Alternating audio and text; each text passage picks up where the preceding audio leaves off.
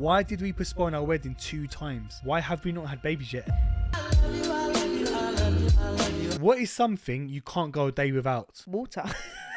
I'm not talking about ways to survive. I'm talking about like preferences. A cup of tea. Really? I feel like with tea, when I drink it, it gives me what I need in the day. So in the morning, it wakes me up. In the evening, it mellows me down. In the middle of the day, it gives me that little bit of energy. It's just there for me, and I love tea. Yeah, do you know what? I can't imagine life without you and a cup of tea. It comes hand in hand.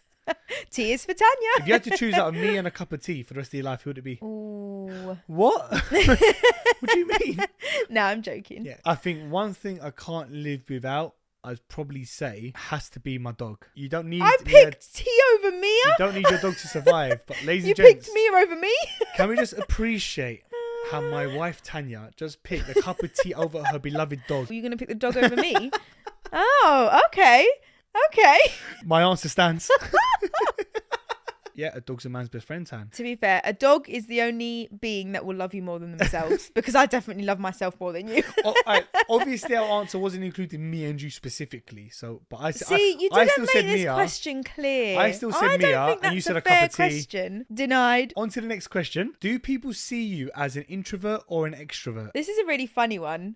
I can be really bubbly. I can be really chatty and sociable. And I think people see that from me. But I am quite the introvert. I prefer being at home and doing nothing and seeing no one sometimes. I prefer to be like that majority of the time.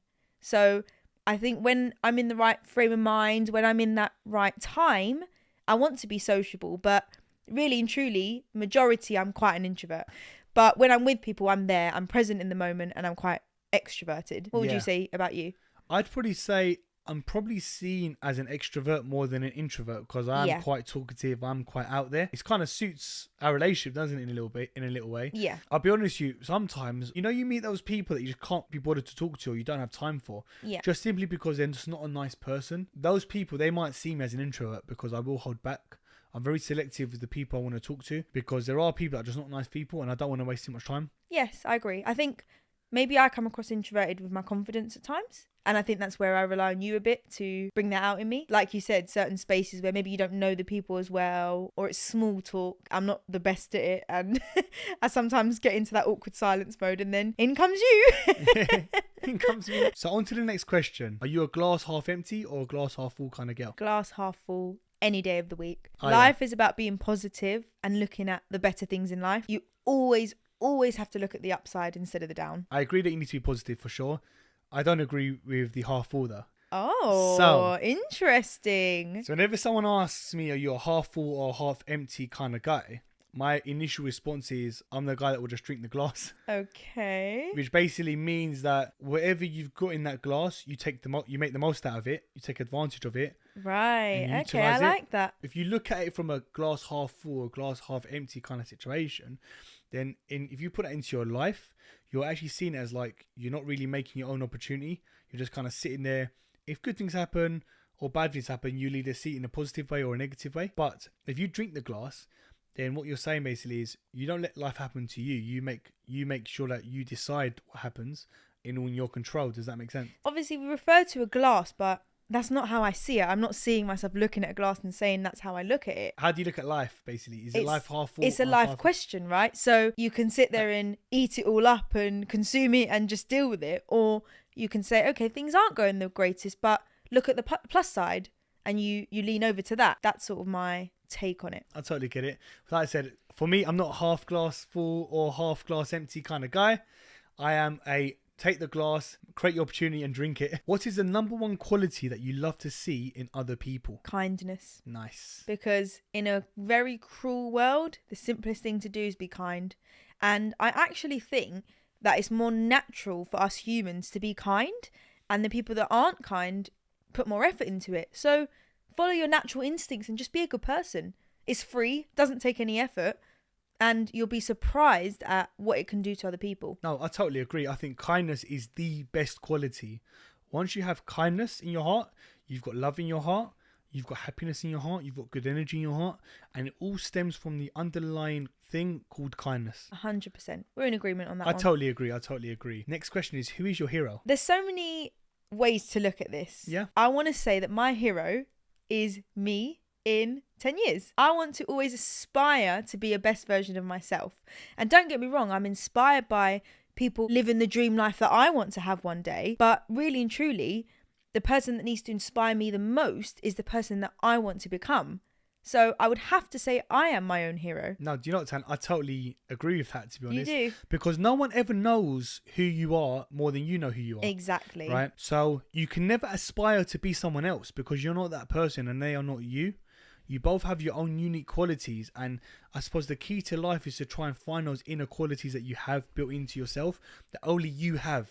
And once you find those qualities, then it's important that you use them for the greater good of mankind. Yep. For me, if I look at my dream goal position to be in, say, in the next 5 to 10 years, that's who I'm going to be and that's who I aspire to be, and that is my role model and hero. So talking about a role model or hero, we're talking about someone that you look up to. What is the key number one quality of a great leader? Based on how I would look at a great leader, is someone that just, like I touched on before, just does things, just goes for what they want, takes the risks, puts their whole heart into something and just does it, embraces the fear, doesn't let it stop them. It's not someone who's telling you what to do. It's someone going for their dreams and letting their success speak for themselves. I think you made a good point. For me, I think a great leader is this. If you walk into a room and it is unclear who is leading that business, but there is good production being carried out, then that person is a great leader, whoever is leading the shit. Sometimes you go into a business and you think this business is doing really, really well, very successful business. Everyone seems really happy. And they say, yeah, the manager's here today or the boss is here today. And you don't even know who the boss or the leader is because everyone just looks like they're all on the same team. Yeah. That is a great leader. Because that is someone That's so true, actually. who is not the alpha male. That is someone who's not using their status or power to abusing their power. That is someone who really, really knows how to grow. Yeah. Because you can't do anything great solo. You need to build with a team. Sometimes you walk into like places and you just see someone shouting. It's too at much of a someone else, hierarchy. and you're like, ugh, why are you trying to show your power in front of people? It's disgusting. And that's the sort of person that over a long period of time will never, ever, ever find a team of people that will stay with them consistently. There's a saying, train your team well enough so they can leave you, but treat them well enough so they do not want to leave you. And I think that's so, so powerful. And that's what a great leader. And it all comes back looks up to to. what we touched upon on kindness, right? Yeah. It's such a key quality to everything in life, including running a successful business or being a successful team leader. On to the next question. What is the biggest advice that you would give to your 18-year-old self? Don't be afraid to chase your dreams. That'd be powerful, because if you really pursued your dreams, like when you say started YouTube going back a few years and whatnot, if you really took control of that dream, you'd actually be in a position now where you'd be very, very, very happy that you chased your dreams and you would have got somewhere really, really far with it, right? The fear stops. And, when we say dreams, we're not even talking about anything big. It's anything that you truly want. If you want that dream house, if you want that car, if you anything materialistic or not, don't be afraid to chase it. Yeah, it's so true. They say aim for the stars and you land on the moon. If I could go back in time, I think the advice I'd give myself at 18 would be, don't put too much pressure on yourself. Yeah, that's a good one as well. That would be my advice. When I was 18, I had so much pressure to be where I wanted to be at my dream life tomorrow. And unfortunately, it doesn't work that way. Things take time. Great things take time. Patience is a virtue, and it's all about doing the same thing consistently and committing to something.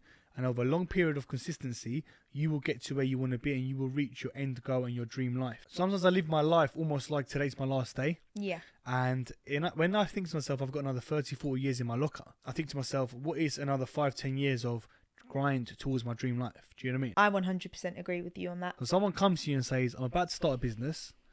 What is the one piece of advice you can give me from your experience? Set realistic targets. Interesting. What do you mean by set realistic targets? Like in what way? Have a structured plan, and it's always best to set targets that are realistic, and then if you overachieve, it's a bonus. Yes. But the problem is when it comes to just human minds, sometimes it doesn't affect people, but sometimes it does. That if you set yourself too high and you expect more and you don't get that because it maybe would have been unrealistic, that could affect your mindset and your performance. You already feel like a failure, which you never should, don't get me wrong, but we can't help how we feel sometimes. And I think if you go in with a proper plan at the beginning and set your targets in a realistic level, know exactly what you should be getting from the business with what work you're going to put in, anything else will be a bonus. And I think that just sets you up for a success in the long run. You've hit the nail on the head there, 100%.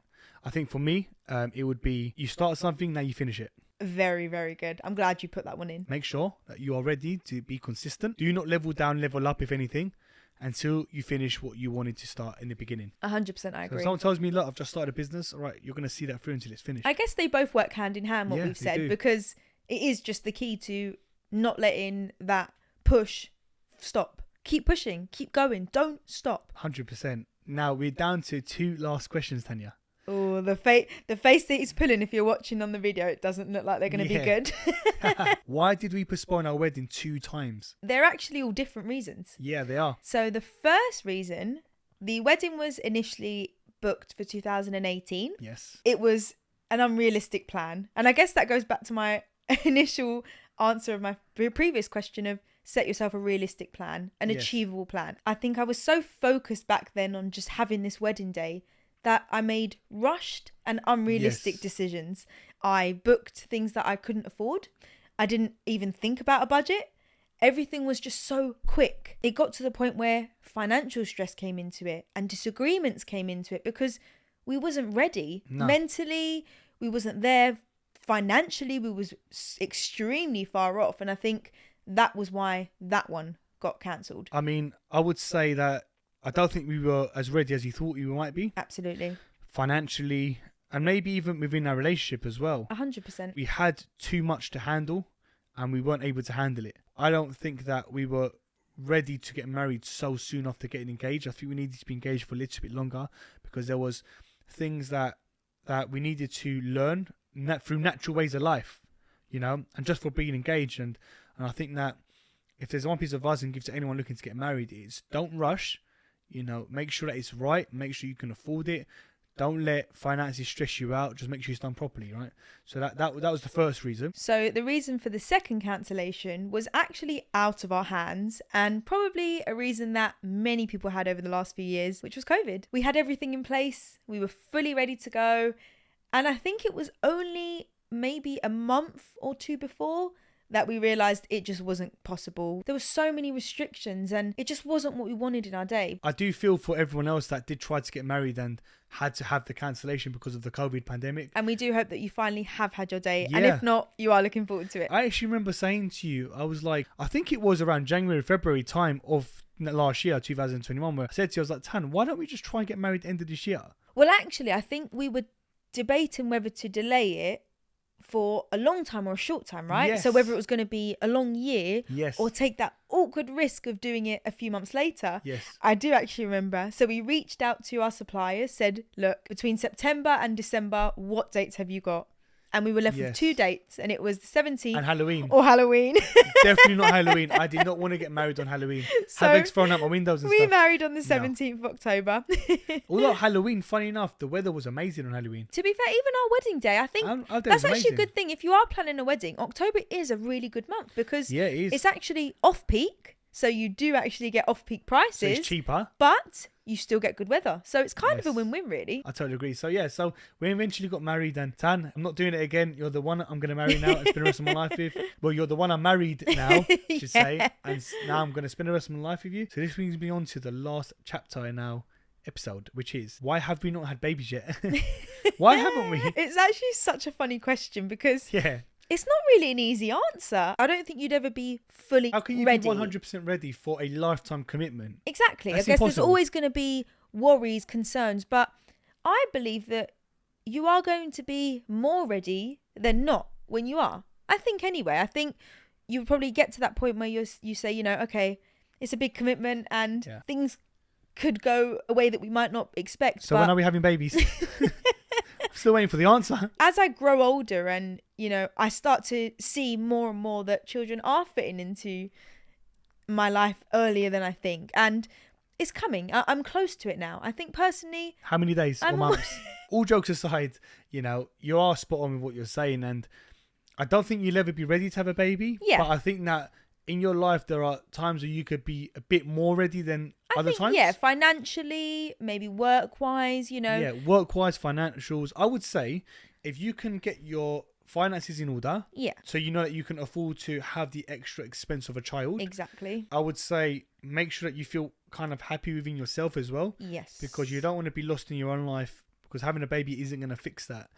No external factor will ever make you happy. It's only an internal thing. And it's going to test your true happiness. And make sure you're strong in your relationship, because it will test it. Yep, exactly. Yeah, would we agree on those three? Yeah, I think it's definitely something we've got to look forward to. And on that note, that brings us to the end of today's episode. Thank you so much for watching. We really hope that you found value in this episode. Please give us a thumbs up and also let us know down below in the comments what resonated with you the most.